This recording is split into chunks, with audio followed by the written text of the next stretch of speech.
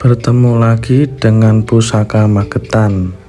Kali ini kita akan mereview sebilah pusaka berdapur brojol dengan estimasi tangguh Pajajaran dan dengan pamor lintang kemukus. Pamor lintang kemukus sendiri memiliki ciri yaitu pada bagian sorsoran berbentuk gumpalan atau pusaran dan dilanjutkan dengan garis lurus seperti pamor soto sakler sampai ujung bilah.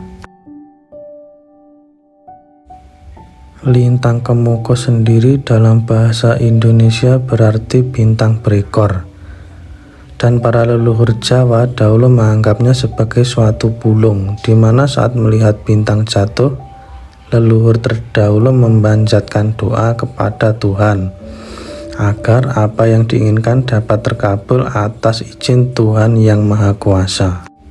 Jadi dapat kita simpulkan keris ini bisa jadi sebagai suatu doa atau harapan dari sang empu agar pemilik memiliki sifat sederhana dan lapang hati seperti halnya keris brojol yang memiliki bentuk polos tanpa banyak ornamen, dan harapan agar pemiliknya selalu memanjatkan doa agar harapan atau cita-citanya bisa segera terkabul. Tentunya hal ini harus diimbangi dengan suatu usaha ataupun ikhtiar.